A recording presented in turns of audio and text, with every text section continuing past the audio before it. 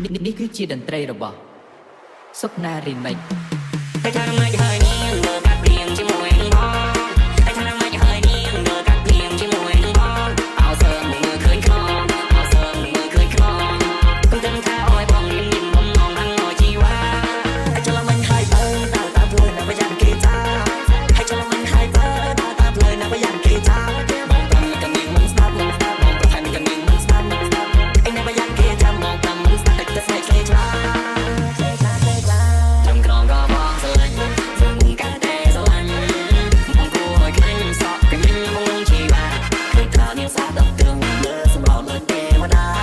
ជួយអូនស្អាតមកផងបងដូចទៅឡងចង់ក្រៀបការបងមិនចេះរត់មកមើលគឺបងស្នេហ៍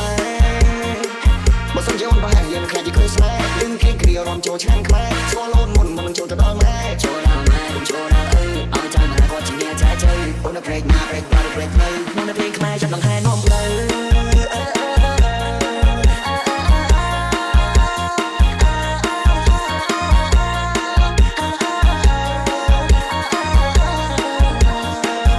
ជាការប៉ុនមួយអ្វីដែលបងបងត្រូវនិយាយឆ្លែមិនត្រូវយំឆ្លងត្រូវយំជិញផ្លែបើចំដៃអូនចងចង់មានអូនស្នេហ៍មកចំទេអង្គក្រងនិយាយស្នេហ៍បងមានចឹងណាស់ណាតាឲ្យអូនស្អាតមកឡើងពីតែមិនស្រឡាញ់មករត់ទៅនៅតែយ៉ាងមកសិនខ្ញុំស្រឡាញ់មិនក៏មិនចូលទៅដឹង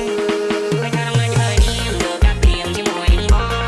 ហើយថាមិនហើយនាងមើលកាត់ព្រៀងជាមួយនឹងបងអោសើមើលឃើញខ្នងអោសើមើលឃើញខ្នងគំដឹងថាឲ្យបងញញបំងខាងអោយជីវ៉ាហើយចលមិនហើយបើតាមផ្លូវណាបយ៉ាងគេចាហើយចលមិនហើយបើតាមផ្លូវណាបយ៉ាងគេចាបងតាមមិនក៏នាងមិនស្ដាប់បង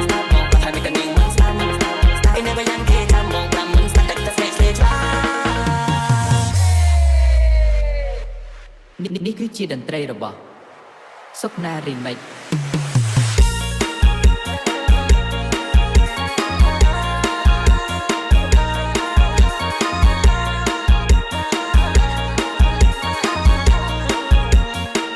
មកជាការប៉ុនមួយអ្វីដែលបងបងត្រូវនិយាយឆ្លែមិនត្រូវយំឆ្លងត្រូវយំជិញផ្លែបើចំដៃអូនចងចង់មានអូនស្នេហ៍មកចំទេ